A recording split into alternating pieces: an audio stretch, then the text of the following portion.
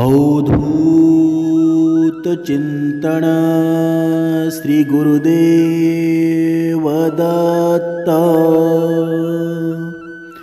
जय जय रघुवीर समर्थ।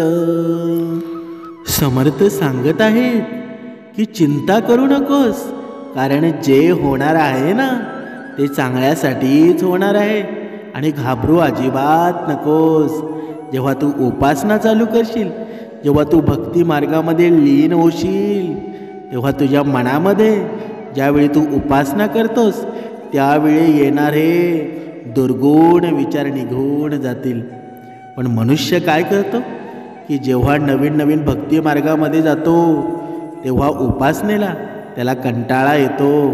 कारण उपासनेला कंटाळा येणं म्हणजे आपण देवापासून दूर होत जाणं। म्हणून प्रत्येकानं लक्षात ठेवा, कारण ज्यावेळी नवीन नवीन आपण कोणतीही गोष्ट करतो, कोणतंही काम असू द्या किंवा कोणतीही भक्ती असू द्या, जेव्हा आपल्याला गोडी लागायला सुरुवात होते ना तेव्हा खऱ्या त्या भक्तीची गोडी लागत जाते। म्हणून नवीन नवीन तुम्हाला उपासनेला बघा कंटाळा येईल, पण तुम्ही ती उपासना कंटिन्यू चालू ठेवा। भक्ती मार्गामध्ये कंटिन्यू नामस्मरण चालू ठेवा।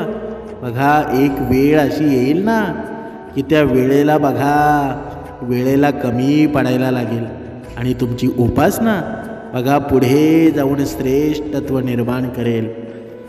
आपल्याला आपल्या भक्तीबद्दल कोणीही किती वाईट बोललं तरीही मागे हटू नकोस, कारण जेव्हा लोक आपल्या भक्ती मार्गाला आपल्या सद्गुण विचारांना वाईट बोलू लागतात ना, बघा तो महाभारतातला प्रसंग आठवा। बघा जेव्हा वाईट लोक बोलल्यानं सुधारले असते ना तर भगवान श्रीकृष्णांनी महाभारत होऊ दिलंच नसतं। बघा जो जगाचा या विश्वाचा दाता होता तो सुद्धा असताना सुद्धा बघा जे व्हायचं होतं ते झालंच ना। बघा एक साईडला कौरव होते, एक साईडला पांडव होते, पण जिंकलं मात्र कोण? बघा विजय कोणाचा झाला? सत्याचाच झाला ना। जिथे दुर्गुण विचार असतील तिथे कितीही बलाढ्य संपत्ती असू द्या किंवा कितीही शक्तिशाली असू द्या, पण ज्याच्या बाजूने परमेश्वर असतो ना तो एवढा सुईच्या कणा एवढा असला ना तरीही त्याचा विजयच होणार। जरी सुरुवात जरी चांगली झाली नसली तरी शेवट मात्र त्याच्याच विजयाने होणार। म्हणून प्रत्येक मनुष्याने एक गोष्ट लक्षात ठेवा, जेव्हा तुम्ही कोणतंही चांगलं काम करण्यासाठी जाता तेव्हा बघा आपण जेव्हा चांगलं काम करतो ना तेव्हा इतरांच्या डोळ्यांमध्ये ते बघा खुपसत असतं, इतरांच्या बघा डोळ्यांना तो त्रास होत असतो। म्हणून ते आपले ध्येय कधी सोडायचं नाही, कारण समर्थांनी सांगितलंच आहे की बघा जो योग्य कार्य करतो, जो योग्य स्वप्नांच्या पाठीमागे धावतो, बघा अगोदर त्याला प्रत्येक गोष्टीमध्ये विरोध हा होतोच, चांगल्या गोष्टींना कधीही विरोधच असतो। बघा संत ज्ञानेश्वर माऊली, संत तुकाराम महाराज, बघा या संतांना किती विरोध झाला। बघा कितीतरी विरोध, त्यांना कितीतरी दुःख सहन करावं लागलं, पण तरीही त्यांनी त्यांची भक्ती सोडली का? बघा कधीच भक्ती सोडली नाही। आणि भक्तीच्या बघा भक्तीला सोडून ते बाहेर जगाच्या कधीही मागे लागले नाही। भक्ती त्यांनी सद्गुण विचार ग्रहण केले आणि जगाला सुद्धा दिले। बघा आता एवढे वर्ष झाली तरी संतांचे विचार आपल्यावर बिंबवल्याशिवाय राहतात का? बघा समर्थ सांगत आहे की तुमच्या आयुष्यामध्ये तुम्ही कधीच नाराज होऊ नका। कारण का? कारण तुम्ही आयुष्यामध्ये जेव्हा नाराज होता ना त्या एकच कारणासाठी होता, तो म्हणजे तुमच्याकडे धन संपत्ती कमी होते। म्हणजेच काय? म्हणजे धनाच्या पाठीमागे लागून मनुष्य नाराज होऊन जातो, दुःखी होऊन जातो। पण तुम्ही बघा सुखी माणूस पाहिला आहे का या ईश्वराने बनवलेल्या या दुनियेमध्ये? सुखी माणूस तुम्ही कधी पाहिला आहे का?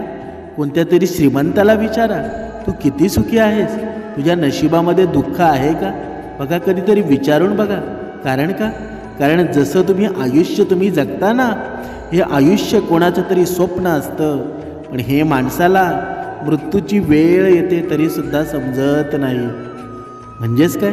म्हणजेच आता ह्या गोष्टी जर आपल्याला समजल्या तर आपलं आयुष्य एवढं सुंदर बनून जाईल की समर्थांना सुद्धा हेवा वाटेल की माझा भक्त असावा तर असा असावा.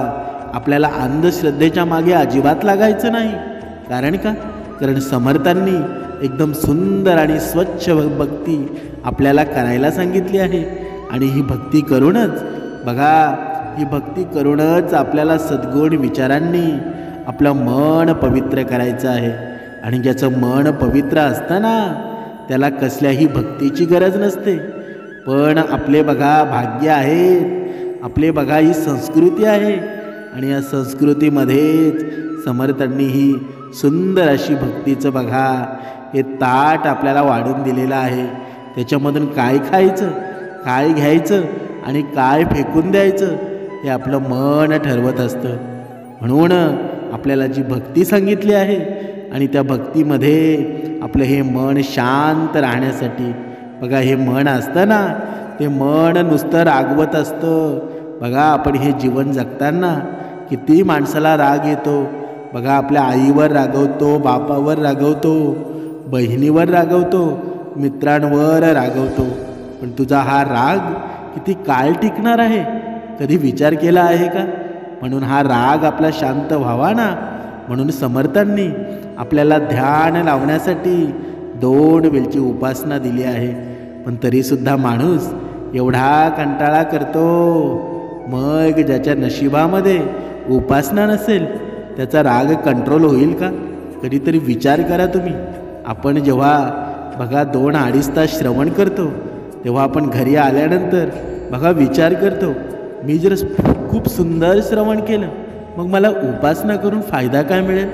पण उपासना केल्यानं तुम्ही कोणतंही काम करायला घ्या, जो व्यक्ती उपासना करतो ना तो काम, त्याच्या कामावर लक्ष असतं ना एकदम सुंदर लागतं.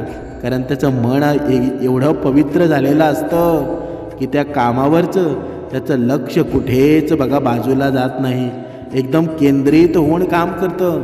म्हणून उपासना आपल्यासाठी खूप महत्त्वाची आहे. बघा तुमचा पूर्ण वेळ तुम्हाला चांगलं बनवण्यामध्ये घालवा. कारण आजकाल नाती आहेत ना ती माणसांनी नाही तर पैशाने बनवली जातात. म्हणून आपल्या बघा जीवनामध्ये भरपूर असे लोक असतात, भरपूर आपली कुटुंबातील मंडळी असते, आपले मित्रमंडळी असते की नाती असतात ना. बघा आजचा तर मित्र परिवार आहे ना तो पैशासाठी केला जातो. बघा पैशाचं काम संपलं की तू कोण आणि मी कोण हे असं घडलं जातं. म्हणून आपल्या कुटुंबामध्ये लक्ष प्रत्येक माणसाने द्यायला हवं. मित्रपरिवार आपल्याला कधीही भेटेल. एक मित्र गेला की दुसरा मित्र आपला निर्माण होतो. पण आपल्या आईबाप, आपली बहीण, आपला भाऊ, आपण हा बघा हा लपून दुसरा भाऊ बनवू शकत नाही. ही बहीण लपून दुसरी बहीण लपू शकत नाही. आपले आईबाप तेच असतात, आपला भाऊ तोच असतो आणि आपली बहीणसुद्धा तेच असते. ही नाती जर कोणी जपली ना तर त्याच्या जीवनामध्ये आनंद निर्माण झाल्याशिवाय राहत नाही. पण ही नाती तुटतात कशामुळं? कधी विचार केला आहे का? ही नाती तुटतात ना ती फक्त रागामुळं. ही नाती तुटतात ती फक्त क्रूर भावनेमुळं. पण ही क्रूर भावना जर आपल्यामध्ये अंतरात्म्यामध्ये निर्माणच झाली नाही तर ही नाती तुटतील का?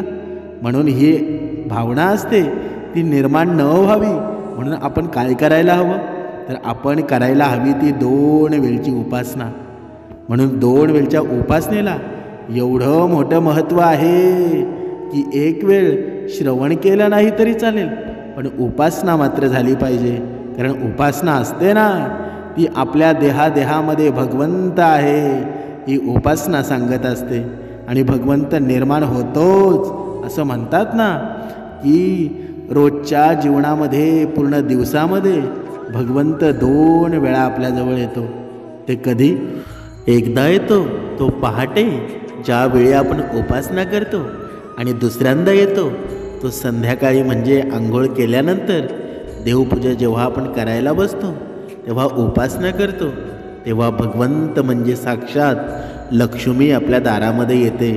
मग त्या दारामधून लक्ष्मी आतमध्ये घ्यायची की बाहेर ठेवायची हे प्रत्येकाने ठरवावं. जर तुम्ही उपासना मनापासून केली तर ती लक्ष्मी आपल्या घरामध्ये वास्तव्याला राहते. तिला बोलवण्याची गरज लागत नाही. म्हणजेच काय, म्हणजे जर तुम्ही उपासना रोज जर केली ना, संध्याकाळची उपासना काय सांगते की तुमच्या घरामध्ये धन संपत्ती किती येणार आहे ही संध्याकाळची उपासना सांगते. कारण ज्यावेळी तुम्ही संध्याकाळची उपासना करता त्यावेळी तुमच्या घरामध्ये आलेली संपत्ती असते ना, तिचा कधीच बघा ओघाव कमी होत नाही.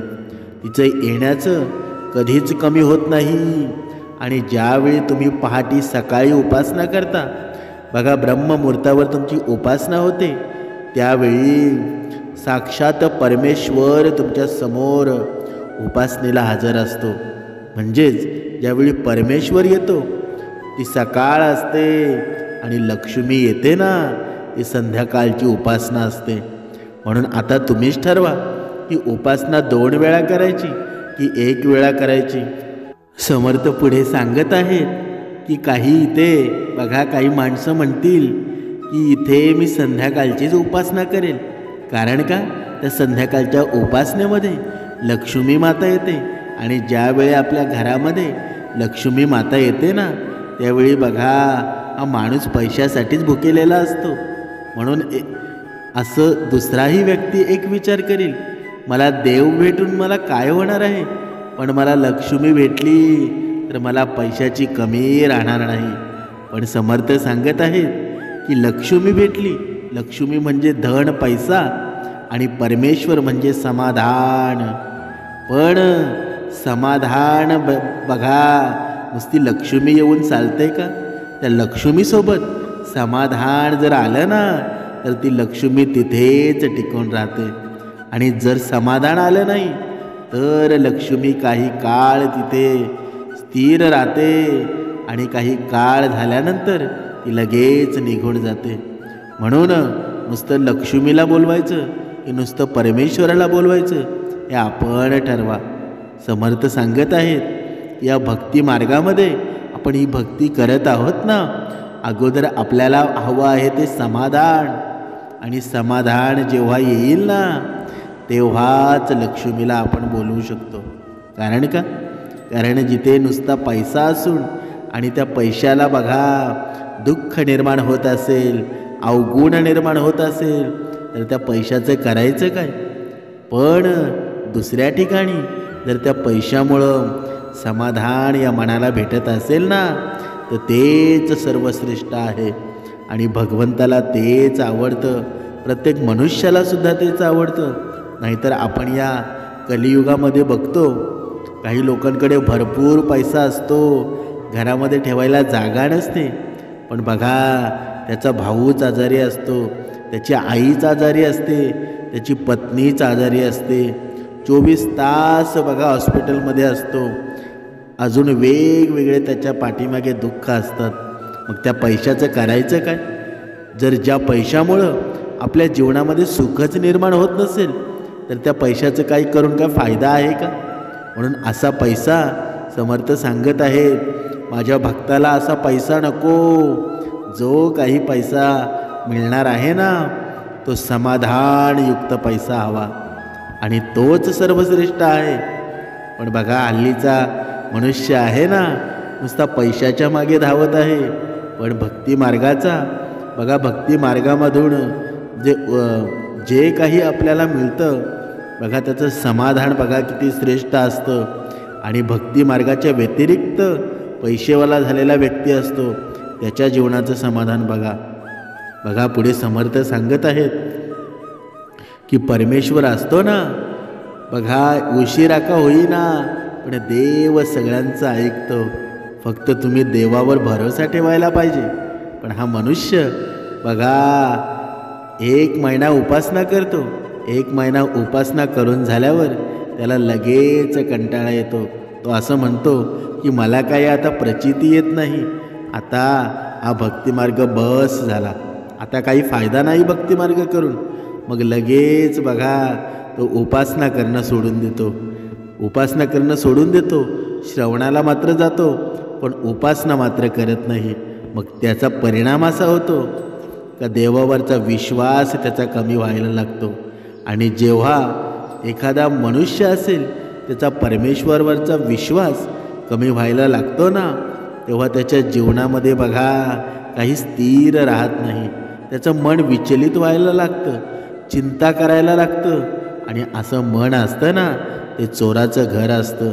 म्हणून समर्थ सांगत आहेत, तुमच्या जीवनामध्ये परमेश्वराची कृपा आहे ना, ती एक ना एक दिवस होणारच आहे. बघा आपली परीक्षा परमेश्वर असतो ना, दर वेळेला पाहत असतो की माझा भक्त बघा दुःख आल्यानंतर माझ्या जवळ येतो की लांब जातो. हे परमेश्वराला तुमच्याकडून हवं असतं, पाहायचं असतं. पण भक्त अर्धवट मार्ग सोडतो. खडतर प्रवास आला की त्या प्रवासामधून मागे येण्याचा प्रयत्न करतो. पण तोच बघा दुःखाचा प्रवास सहन केल्याशिवाय चांगला मार्ग आपल्याला मिळत नाही. म्हणून या गोष्टीचं प्रत्येक मनुष्याने लक्षात ठेवायला हवं. ज्याप्रमाणे हवा कधी एका दिशेने कधी वाहते का? कधीच वाहत नाही, वेळोवेळी बदलत राहते. आणि त्याचप्रमाणे माणसाचं नशीबसुद्धा वेळोवेळी बदलत राहतात. त्यामुळं वेळ खराब असेल तर चिंता करू नका, कारण चांगली वेळ येण्याची वाट पहा. पण त्यासाठी आपला परमेश्वरावर भरोसा असायला हवा. नाहीतर बघा थोडं तरी जीवनामध्ये दुःख निर्माण झालं ना, लगेच आपण परमेश्वराला दोष देण्यामध्ये मोकळे होतो, दोष देण्यामध्ये आपण तयार होतो. मग तुम्ही ही भक्ती मार्ग करून उपासना करून मग तुम्ही साध्य काय केलं? तुम्ही जर भक्ती मार्गाला जर बघा धन पैसा मानत असाल तर तुम्ही जीवनामध्ये कधीच सुखी होणार नाही. कारण का? तुम्ही भक्ती मार्गामध्ये पैसा कमवण्यासाठी येता का? तुम्हाला पैसा कमवायचा असेल ना बघा तर तुम्ही काम करा, तुम्ही चांगल्या मार्गामध्ये काम करा, मेहनत करा. पण तुम्हाला तुमच्या कामामध्ये यश मिळवायचं असेल तर हा भक्ती मार्ग असतो ना, तुमची मनाची वृत्ती, तुमची मनाची प्रवृत्ती तिला चालना देण्यासाठी उपयुक्त असतो. पण हे माणसाला कळतच नाही. माणसाला वाटत असतं की मला धन मिळावं, मी श्रीमंत व्हावं, म्हणून ही भक्ती करावी. पण असं कधीच होत नाही. नक्कीच तुम्हाला भक्ती मार्गामध्ये तुमची परिस्थिती सुधारते, हे 100% आहे. पण समर्थांनी सांगितलं आहे, पण तुमच्या मनाची वृत्ती चांगलीच नसेल, तुमचं मन स्थिर झालं नाही तर तुमचं कामावर लक्ष लागेल का? जेव्हा कामावर आपलं लक्ष लागेल, मन स्थिर होईल, तेव्हाच पैसा पाणी येईल ना. पण हे माणसाला जोपर्यंत कळत नाही ना, तोपर्यंत भक्ती चांगली कधीच होणार नाही. बघा देव त्यांचं पण ऐकतो जे कधी बोलून दाखवत नाही. आणि ईश्वराच्या प्रत्येक निर्णयावर खुश राहिलं पाहिजे, हे मनुष्याचं काम आहे. कारण देव आपल्याला ते नाही देत जे आपल्याला पाहिजे, देव आपल्याला ते देतात जे आपल्यासाठी सुंदर आहे, चांगलं आहे. बघा कधी कधी मनुष्याला बघा असं वाटत असतं मला हे भेटायला हवं. बघा कल्पना करतो तो की माझ्या आयुष्यामध्ये गाडी बंगला पाहिजे. म्हणजे बघा त्याच्या मनामधून त्यांनी सर्व काही ठरवलेलं असतं, पण होताना त्याच्या उलटच पूर्ण होत असतं. म्हणून कोणतीही गोष्ट बघा असं मनामध्ये साचवून ठेवू नका. कारण जे परमेश्वराला आपल्याला हवं आहे ना, तू जे न मागता तुला मिळणार आहे ना, परमेश्वर त्याच्यापेक्षा तुला भरपूर देणार आहे. पण तू विश्वास कमी करू नको. कारण परमेश्वराचा निर्णय असतो ना, तो प्रत्येकासाठी श्रेष्ठच असतो.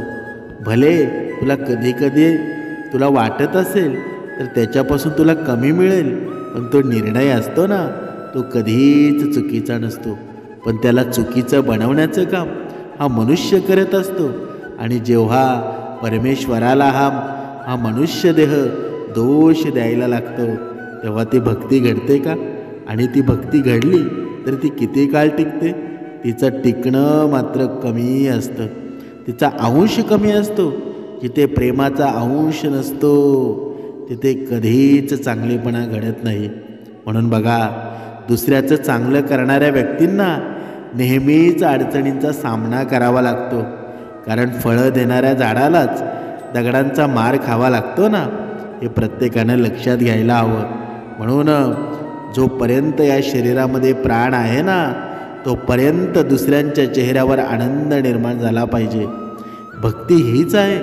पण मनुष्य ही पुस्तकी ज्ञानाला जास्त महत्त्व देतो. बघा, तुम्ही दुसऱ्याच्या चेहऱ्यावर आनंद निर्माणच केला नाही तर परमेश्वराची भक्ती होईल का? बघा, समर्थ सांगत आहेत की एखाद्यानं म्हणावं की तू परमेश्वराच्या रूपानं माझ्या बघा संकटकाळी तू धावून आलास, म्हणजे दुसऱ्यांना आपल्यामध्ये परमेश्वर बघावं, हीच खरी भक्ती आहे. नाहीतर भक्तीच्या बघा, भक्तीच्या संकल्पना, भक्तीचा अर्थ बघा प्रत्येक मनुष्याने, प्रत्येक सामर्थ्यवान भक्तांनी वेगवेगळे केलेले आहेत. पण समर्थ सांगत आहेत की भक्तीचं सामर्थ्य हेच आहे की एखाद्या अनोळखी व्यक्तीनं तुमच्याकडे पाहून म्हणावं की तू परमेश्वरासारखा माझ्या बघा संकट काळी धावून आलास, मला तुझ्यामध्येच परमेश्वर दिसला. आणि तुझी ही संकल्पना बघा म्हणजेच काय, म्हणजेच एखाद्या मनुष्यामुळं दुसरा मनुष्य बघा आनंदी होणं, हीच खरी भक्ती आहे. म्हणून आपण किती जरी विचार केला की मला हे हवं आहे ते हवं आहे, ते कधीच मिळत नाही. देवानं जे तुमच्यासाठी वाढून ठेवलं आहे ना, तेच तुम्हाला मिळणार आहे. पण जर तुमची उपासना असेल तर तुम्हाला जे वाढून ठेवलं आहे ना, त्याच्यापेक्षा किती पटीने जास्त मिळून जाईल. म्हणून उपासनेला भक्ती मार्गामध्ये खूप महत्त्व आहे. कारण प्रार्थना असते ना, शब्दांची नाही तर मनापासून केली पाहिजे. जो व्यक्ती बघा शब्दांनी या मुखातून प्रार्थना करून आणि अंतरात्म्यातून परमेश्वराला जागृत करून, ह्या दोन प्रकारच्या प्रार्थना असतात. पण जो अंतरात्म्यातून परमेश्वराला हाक घालतो, हाक मारतो, त्याचीच परमेश्वर काळजी घेतो. म्हणून बघा, जे लोक तुमच्यावर जळत असतात त्यांचा तिरस्कार कधीच करू नका. कारण तेच लोक आहेत ज्यांनी मान्य केलं आहे की तुम्ही त्यांच्यापेक्षा सरस आहात, त्यांच्यापेक्षा काही पटीने मोठे आहात. पण आपलं तेच चुकतं, जे लोक आपल्यावर जळतात त्यांचा तिरस्कार आपण करायला लागतो, त्यांच्याशी वादविवाद करतो. आणि वादविवाद केल्यानंतर त्याच्यामधून निर्माण काय होतं? निर्माण राग होतो, तिरस्कार होतो, भांडण होतं. मग जिथे तिरस्कार असतो, जिथे राग असतो, तिथे परमेश्वर जागृत राहतो का? कधीच राहत नाही. म्हणजेच काय? म्हणजेच आपण दुसऱ्याच्या सांगण्यावरून, दुसऱ्याशी भांडण करून, वादविवाद करून आपण आपल्या अंतरात्म्यातून परमेश्वराला बाहेर काढत असतो. पण हे ज्याला समजलं तो कधीच बघा, जरी आपल्यावर कोणी जळत असेल, आपला तिरस्कार करत असेल, पण आपण त्याचा तिरस्कार करू नका. कारण तुमच्या चेहऱ्यावरचं एक स्माईल असतं, एक हास्य असतं, ते समोरच्याचा राग शांत करत असतो. म्हणून समर्थांनी सांगितलं आहे की ज्यांनी मान्य केलं आहे ना, बघा तो मान्य करायला लागतो. तुमचा स्वभाव कसा असावा?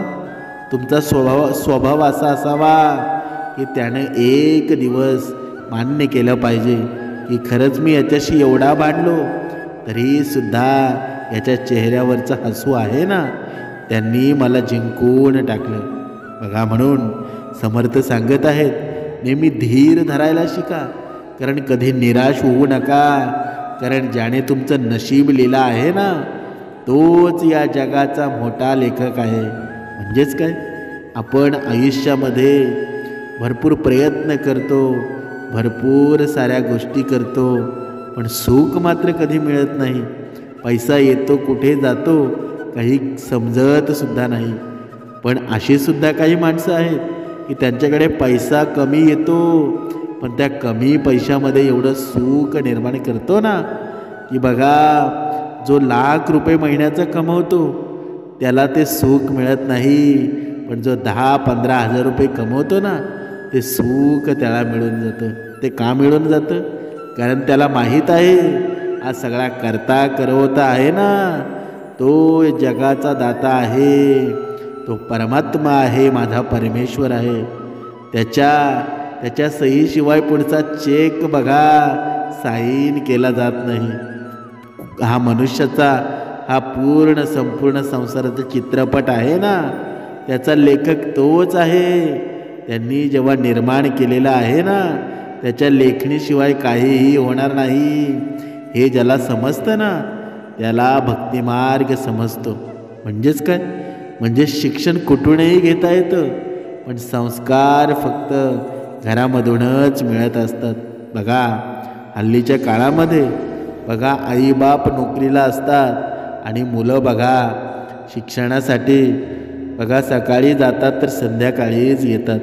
बघा आईबाप मुलांच्या उठण्याच्या अगोदर बघा जॉबला जातो. मग मुलांचं आणि आईवडिलांचं बघा मिलन आहे ते कधी होतं का? बघा मुलांच्या उठण्याच्या अगोदर वडील कामावर जातात आणि मुलं जेव्हा वडील येतात तेव्हा मुलं झोपलेली असतात. म्हणजेच मग मुलांना घडवायला आईवडिलांचा वाटासुद्धा तेवढाच असायला पाहिजे. म्हणून जर आपली मुलं बघा सुसंस्कृत व्हायचं वाटत असेल, नुसतं शिक्षणाने माणूस सुसंस्कृत होतो का? तर कधीच होत नाही. म्हणून समर्थ सांगत आहेत प्रत्येक आईवडिलांनी आपल्या मुलांवर लक्ष द्यायला हवं. आपण करतो सर्व मुलांसाठीच करत असतो, पण पैसा सगळीकडे चालत नसतो. जिथे फक्त सुसंस्कृतपणा हवा असतो आणि या संसाराचं या विश्वाचं मूळच ते आहे. पण आताचे आईवडील आहेत ना मुलाला बघा खेळून सुद्धा देत नाही, नुसता अभ्यास कर. याच्यामुळं काय होतं? याच्यामुळं फक्त मुलं अभ्यास करतात, पुस्तकाचं वाचन त्यांच्या लक्षामध्ये राहतं, पण या जगामध्ये कसं वागायला पाहिजे, काय केल्यानं काय होईल या गोष्टींचं जगाचं ज्ञान त्यांना कधीच होत नाही. कारण का?